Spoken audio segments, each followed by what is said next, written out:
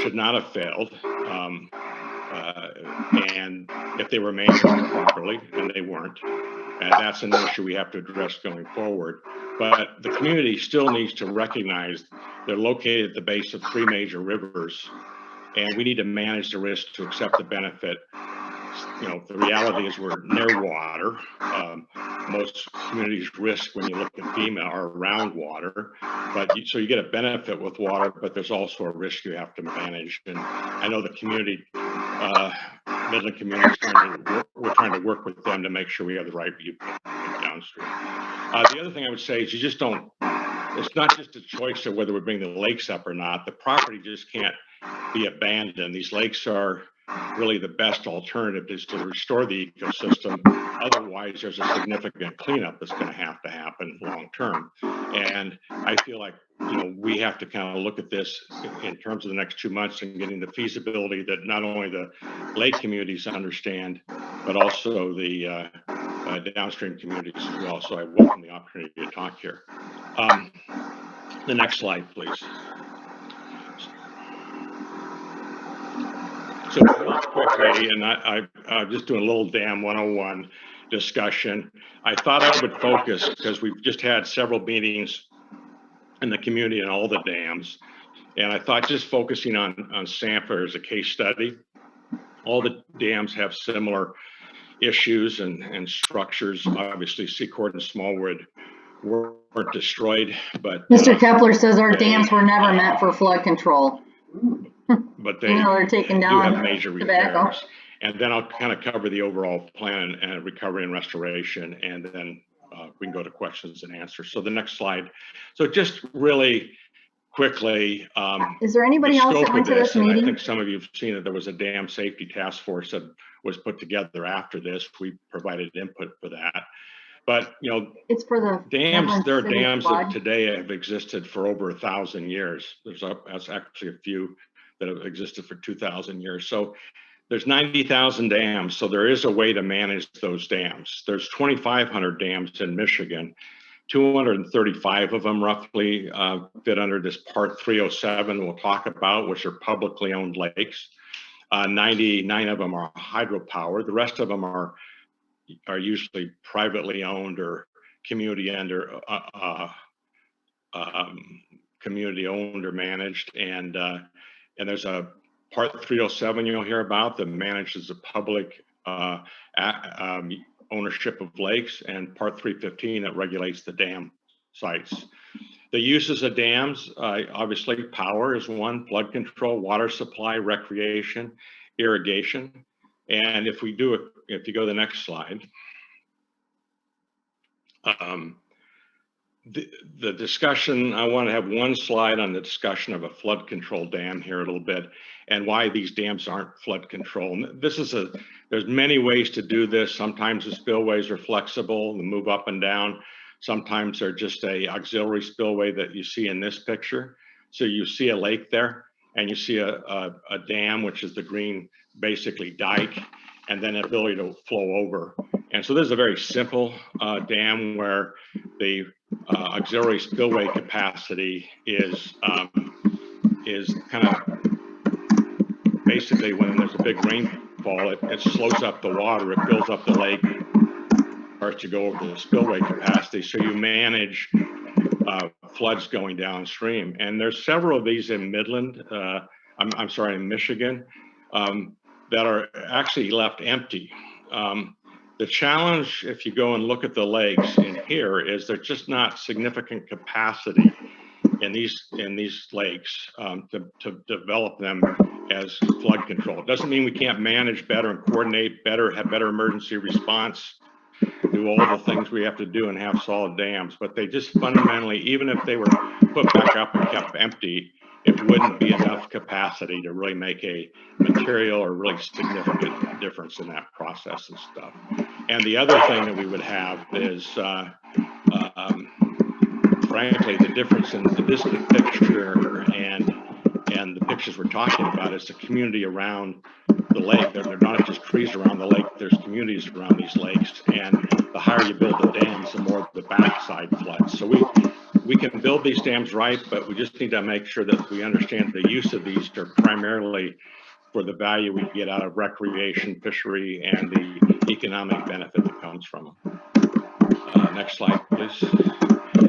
So sometimes it's important to put things in perspective, I think. So the map on the left side is the 4 lakes. And you see it goes all the way from, starts at the base in Sanford and goes all the way past 61 and Gladwin up to Secord Dam. And if you translate over to the picture on the right, you'll see the little red box there that represents that area.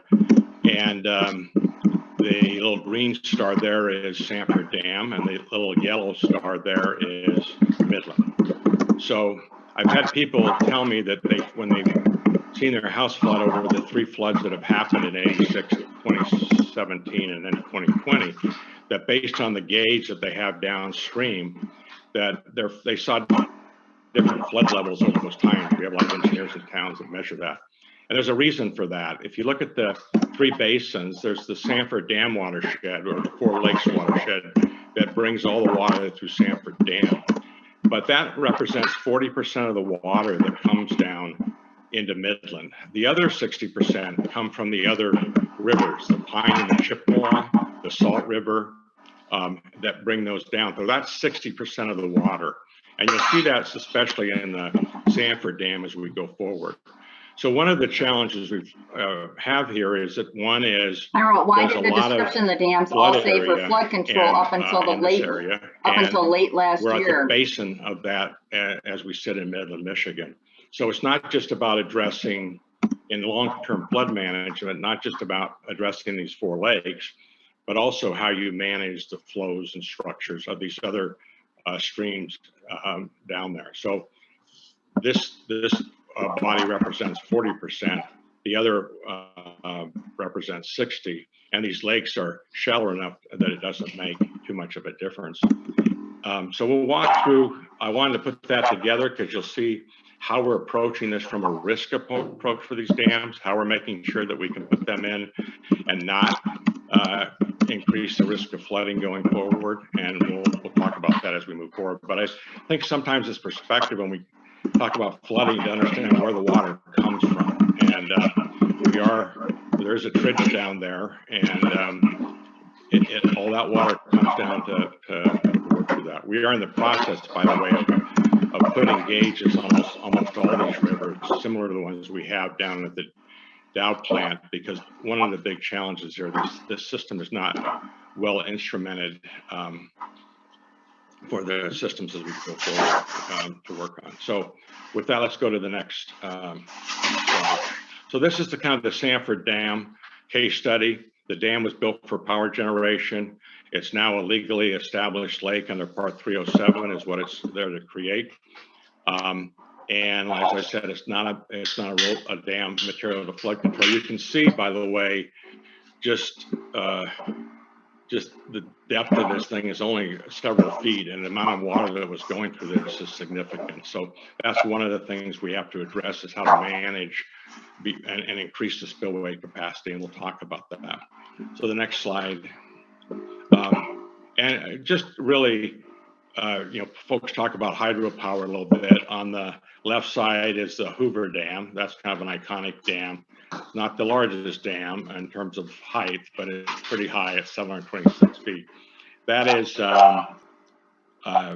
develops about 2,000 megawatts. And on the other side of that, that's about 1,000 times bigger than Sanford Lake. And it generated about 3 megawatts. And give people a perspective, that's about 2 average windmills. I think the new GE windmills are about 5 megawatts, but most of the windmills you see around this area are about 1.5 megawatts. So at this point in time, we're not looking at hydropower to work on this. The most important thing is to work on managing it so that we can get the recreational value back and we can make sure we're managing this in a safe way for the community. Next slide. So what happened in the May flood is, I think people have seen the dam, significant issues, the left and right bank both overtopped. the right bank breached, and the powerhouse and equipment were damaged. And the big issue that happened here, you see this kind of fuse plug spillway on the right-hand side that's sitting there. If anybody ever looked at the dam before, the dam, what they call the right embankment, and maybe let me clear up before we go too far.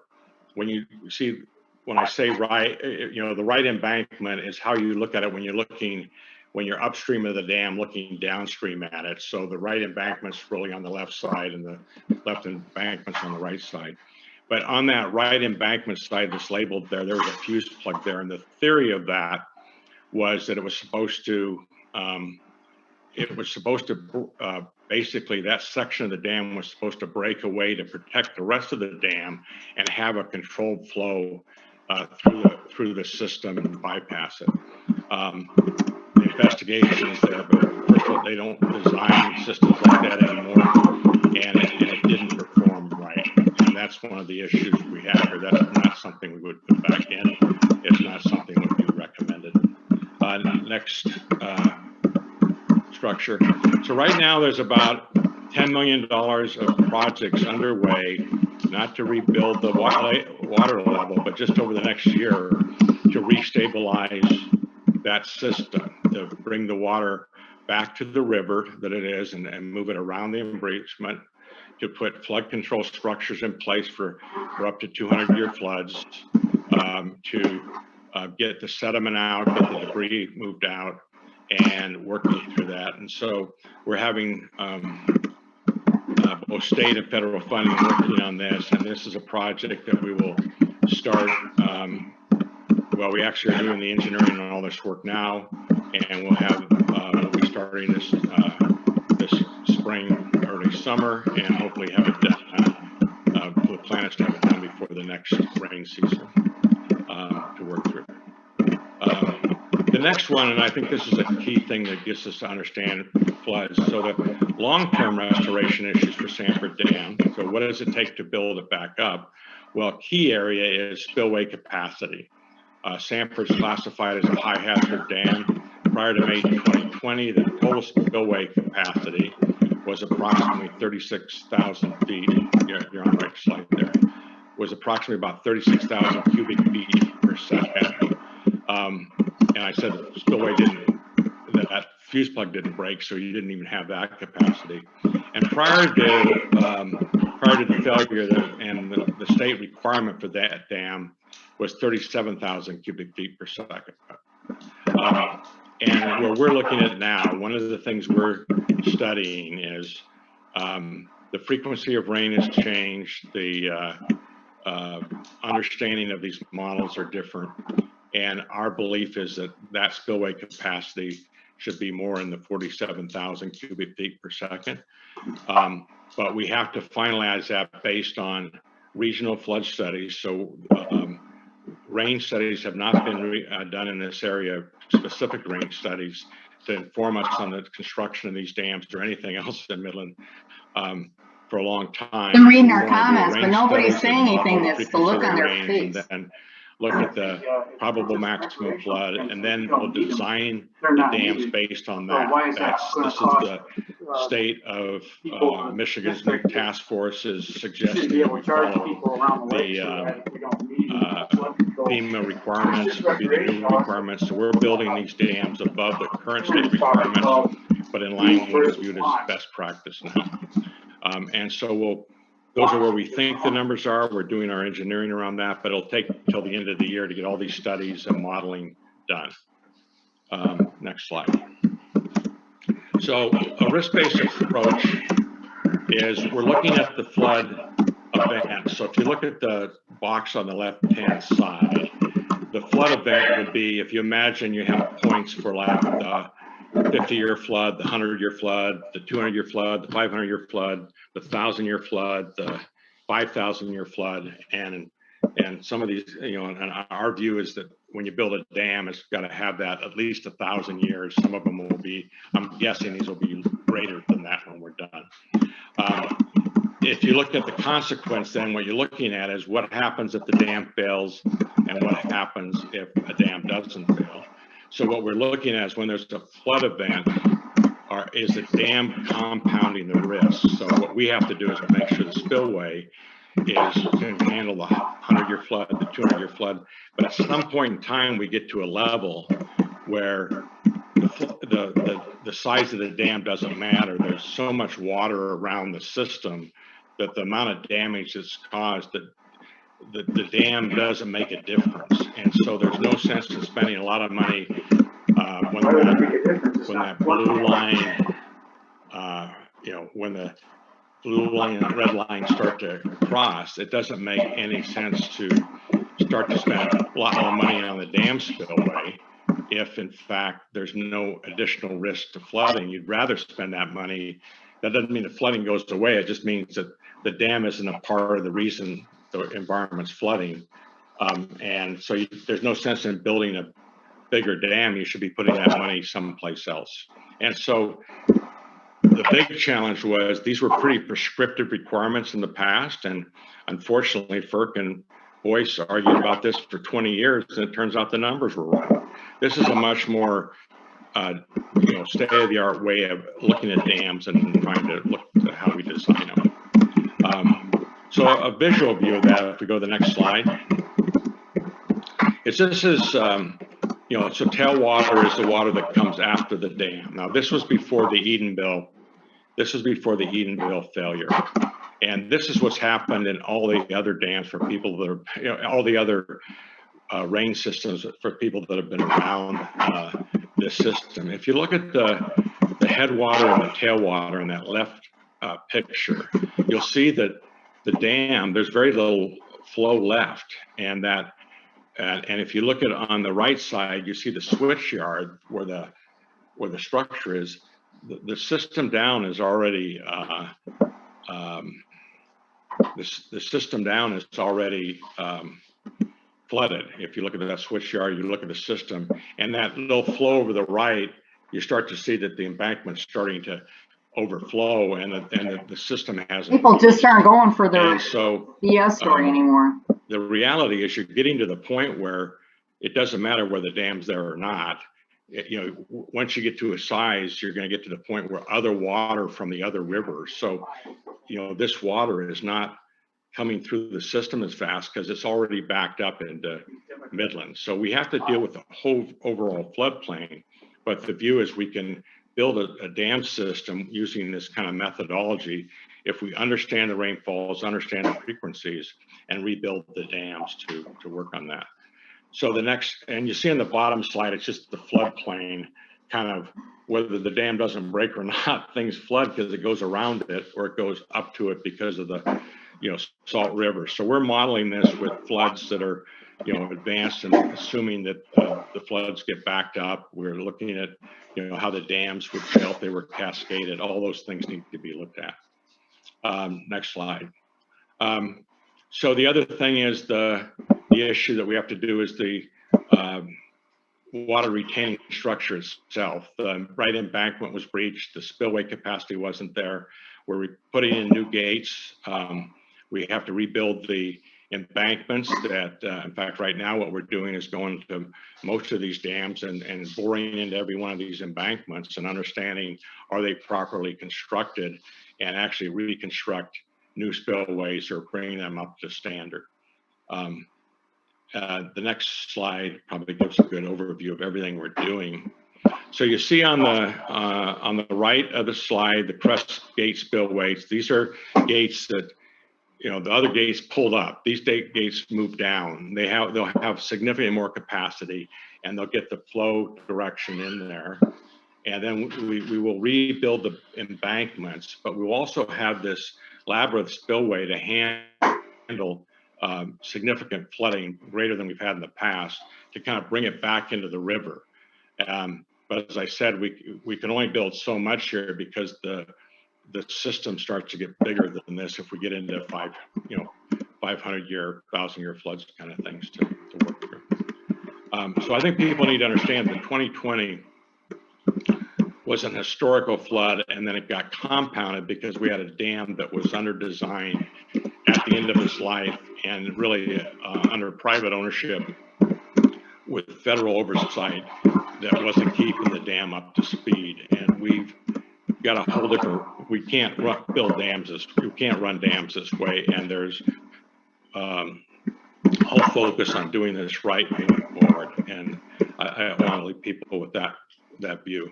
So this is a very significant investment. It's in the, the investment we did in October, I'm sorry, about October, was about $90 million to put all this in. I think we feel good that it's probably lower than that now. We'll have better numbers in a few weeks, and that's what we'll be presenting to the board. Next slide. Part 307. Okay, so I just want to make sure that the whole framework of restoration here is part 307 is a legal normal lake level. So folks have asked about this a lot, but in the view to build this means that the levels of the water have been agreed to by the counties, by the state, and by all the agencies, that this is the proper level to run these waters at. And so we have to build the rest, the environmental view around it, the economic view, and the safety view around it. And that's what we're working through. But we do have legal lake levels, and that's what's allowed us actually to get funding to do some of the stabilization. Okay, next slide. And I do point out that I know there's a lot of emotion about assessments and how much this is going to cost the community. The establishment of these lake levels is one thing, the financing is another. That has to go through the county approval to approve the rolls. But we have obtained almost $50 million to get to the point that we can do those studies. We're still $4 or $5 million short to get everything done before we get into assessment, to start to actually finance the reconstruction. But we'll be a long way to stabilizing these dams by the end of 2021. Next slide. So I've showed this to the lake community a lot. There's a recovery phase. We simply must have it, get it done. And there should be a lake restoration. In our view, is now the best alternatives to restore the lakes. And we will show other alternatives in the May study that we're bringing out here. The preliminary costs in October were $338 for all 4 dams. We believe that number will be, we gave a range between 250 and 400, I think, and we believe that number is going to be lower than 300 when we're all done, but I don't have all the numbers yet to work on. The alternative, though, is you can't just say we're going to stabilize it and walk away. You can't leave this infrastructure out there. It has to be operated and managed. It has to be maintained, and there is no and there's a tremendous amount of environmental repair that has to happen if these lakes don't come back. Okay, next slide. So real quickly, the recovery phase. We've got the plan, we've got the funds, we have control of the property, and we're implementing this. A lot of people helping us out. It's the steady state, but it's not the end state. It can't be the end state, but it will give us safety. Next slide. Okay, so there's a whole pipeline of projects that we put together. A big issue here is erosion. It continues to be, the slide here is. Why did Sanford Dam fail? Why wasn't it opened ahead of Edenville Dam failing? There is protocol for safety reasons to open spillway safely to protect property owners around Sanford Lake and downstream. Can we, the people, see the emergency plan and what actions the Midland County Manager Jennifer Boyer took during the event that caused the flood? Support downstream of the dam to clean up. And we also have a big project to get the debris off the bottom land. And early next year, we're evaluating and looking at putting a boom in to collect any other debris that may come down. And maybe several years for all this debris to clean up to do. We've done a lot of erosion projects and working through that. I had a couple of examples to show people if we go to the next slide. If you look at this thing, you have this issue where things over time kind of the rivers are moving and they undercut. In other words, the rivers are lower, so these banks are high now, and some of them are getting undercut. The culverts are filled and they're getting undercut. Here was a fairly simple project where it was done with grass and structure. People cleaned out the area to protect the ground, to make sure there wasn't further erosion, to protect their property. Did it with grass and seed and managed it pretty, pretty much. It's straightforward, expensive for the homeowner, but it's manageable. And with a project Helen Myers like wants to thank the Four Lakes Task Force for still takes stepping a up. lot of work to do that. So this is part of our recovery. If you look at the next slide, this is a much more major position where you look at the failures of some of the things. This is a court, or a culvert, and the structure that has to be put in to manage that. Otherwise, all the sediment kind of moves out, threatens the shoreline of his homes, and moves through. And then one more I think we might have just to show people, so there's an example where the culvert is actually threatening the house, and we built a better flow back to the river to work. There's still a lot of these going on. Next slide. So just on the updates, the Secord and Smallwood stabilization is basically done. There's about the repairs for the winter were done. I think each dam, we've got about $700,000 on each dam. We still have to put booms up to protect. If the property values went up after the flood, then the loss of the lakes proves the lakes are not a betterment or a benefit to the property owners. On each of those dams to stabilize them. Edenville Dam, the Not all of them tobacco went up, but some of them spillway did. is pretty much nearing completion, and they've lowered the water there to protect the downstream on that. Tittabawassee has major work to be done. That's about an $8 million project for those two rivers to get stabilized, so the dam is there and can be managed. And then Sanford, as I mentioned, we have all the work there. It's probably $9 million or so, for $8 to $10 million for the dam, and probably $6 to $8 million for the debris cleanup. Still have to do. Okay, the next slide. So basically this year we have a pretty large budget, and a lot of that's supported by federal grants and state grants. We'll spend approximately $37 million next year on stabilizing this property, these dams, and we'll basically have another $6 or $7 million where we're doing the studies and running and doing the engineering for some of these dams to move forward to the next phase.